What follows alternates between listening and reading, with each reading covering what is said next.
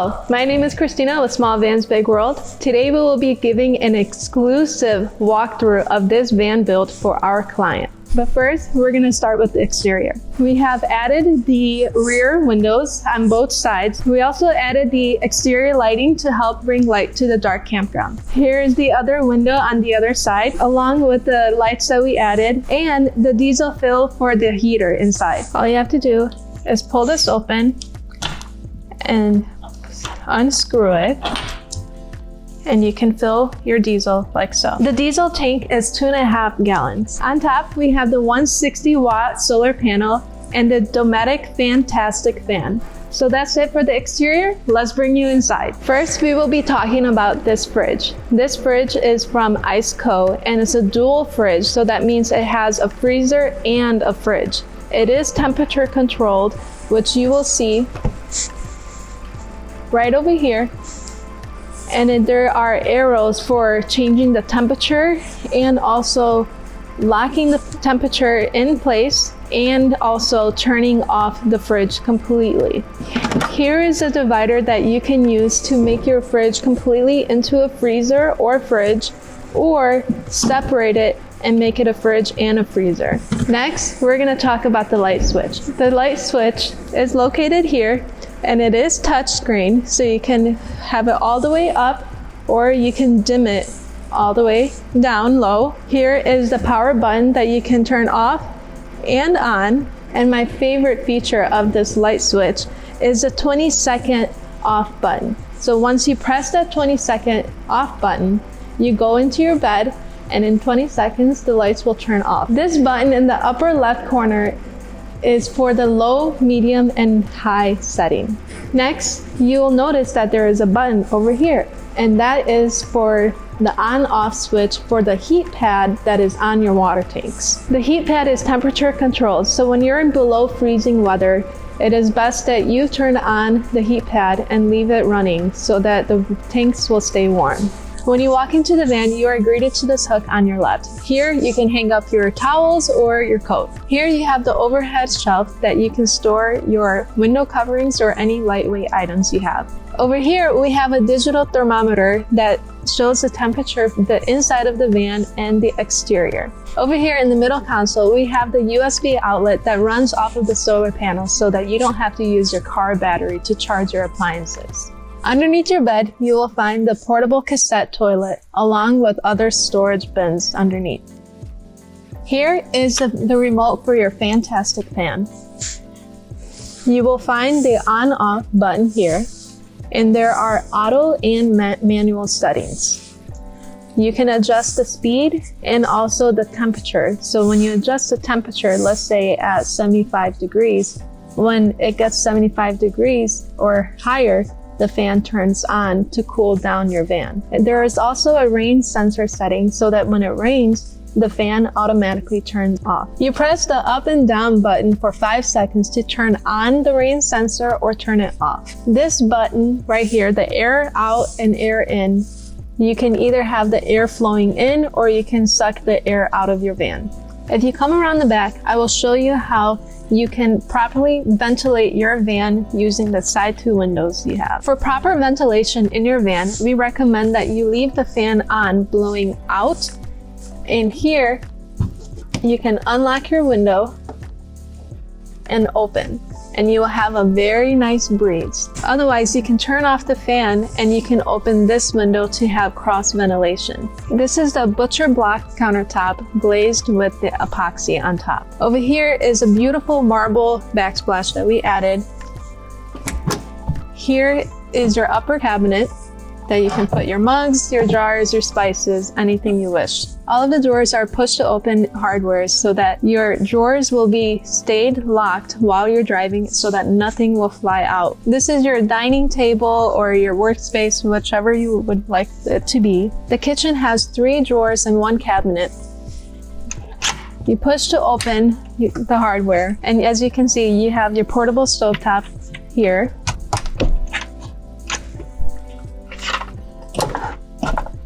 More storage down here.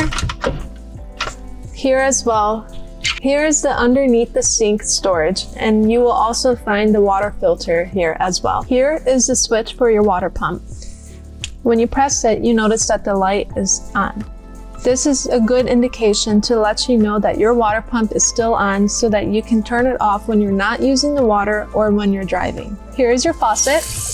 As you can see, you have running water. This faucet also pulls out that you can use as a shower through the back door. This is a button for the exterior lights. You also have the USB outlet along with the 12-volt car outlet. At the back doors, you will have your very own pull-out table where you can have your morning coffees, eat, or you can cook back here, have the doors wide open, and enjoy the nature. Next up, we're gonna show you how this sofa turns into a bed. We built it so that you can set up the bed while all the doors are closed and you're in the vehicle. Have your strap ready, unlock your platform, grab your strap, hold on to it, pull it out, then slowly put it down. And now your bed is ready. Now to put the bed back into sofa mode, you grab your strap, pull it up, and then you can push. And if it catches, you will just have to simply unlock and push it back into place. And there you have it. Over here, you have your own personal night light. It is a touch button. So you turn it on to turn on your little night light or turn on the light. It also moves around so that you can have it focused on your book when you're reading. There is also a USB outlet underneath it, so you can plug your devices nearby. Now Daniel is going to be talking in depth about the electrical system. Alrighty, if you haven't met me yet, I'm Daniel. So I want to talk about a couple of the more complex systems in the van. However, we'll break it down really simple for you. First, before I get into that, I want to mention that I'm a 6 foot tall person. So what that means is, yes, the van is small. That's why it's a micro or tiny van, but that's a compromise that you make for the efficiency of the vehicle, for the small look of the van, and also the fact that you can store this in a garage and a lot of other benefits. You have great gas mileage and things like that. Me being 6 foot tall, yes, the ceiling is right here. You can tell I'm touching. However, I don't mind that because you can reach forward. Yeah, you're crouched down, but when you lean back, slouch a little bit, it's pretty decent. So it's really not that bad. You can relax.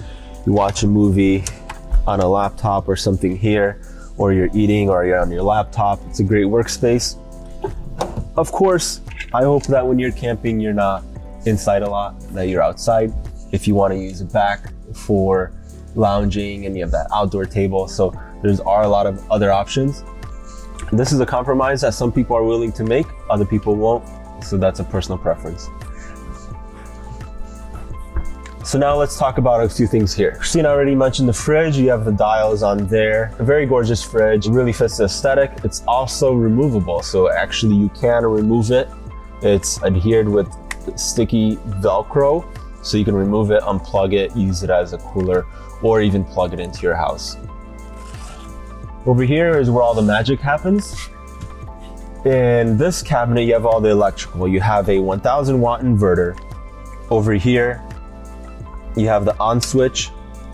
It beeps, lets you know everything is good. And then that's when you have the 120 volts coming out of the house outlets. You can plug anything from really a coffee grinder, a coffee maker, any lower voltage appliances that doesn't take more than 1000 watts. So it won't necessarily run a hairdryer or a microwave or anything like that. But 1000 watts does cover quite a lot of household items. To turn it off, you just put it back in the 0 position. When it's on, you also have a USB outlet right there. That's one of 4 USB outlets. Since we're down here, let's talk about really quickly the battery meter.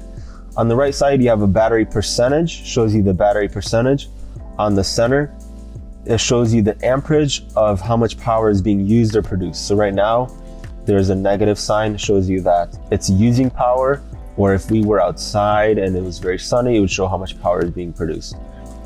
The last button shows the voltage. So good place to keep it on is the percentage so that you can just always have the percentage and have an idea of how much power you have. Right down here, you have the diesel heater control unit. So there's a power button. You use it up and down to set it at different temperature settings. And then the setting and the OK button is for setting timers or changing any other advanced settings in there. There's a lot of videos on how to use and operate these controls on YouTube, so I'm not going to go in any more in-depth details on that. So we have right next to the 1000 watt inverter, you have two inline breaker disconnects. So the first one is the solar panel disconnect. You can disconnect the panel if you need to do any maintenance, reconnect it that way. In the same manner, the alternator charging, you disconnect it that way if you don't want to be charging from the alternator, and then reconnect it just like that. Over here is the fuse box. With this screw right here, we can get access to the 6 circuits. You have a couple spare breakers right here, and then all these circuits power everything. That goes right back on just like that. And then last and most importantly is this 200 amp disconnect. The battery is a lithium battery that can pull up to 200 amps. If there's ever any issues or if you want to completely disconnect your system, whether you're away from it for a while or if you want to do maintenance, you can disconnect just like that. You'll notice all the power in the entire van goes out.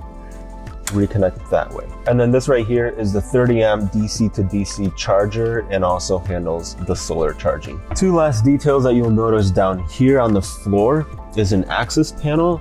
You can unscrew that to get access to the water pump, which is right in between the tanks under the floor.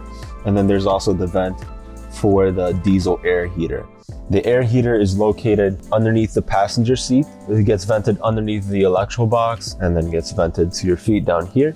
When you're running the air heater, just make sure you have nothing in front of it to block the flow. Really quickly, from the passenger side door, when you open up this side door, you have access to your toilet. You can grab it right here and you dump it. The toilet disconnects into 2 pieces. You have the fresh water portion and then the dirty water portion. The 2 pieces disconnect and you can dump the dirty water into a toilet or somewhere safe. You have the water fill. You connect a hose right here, and then we actually provide a hose.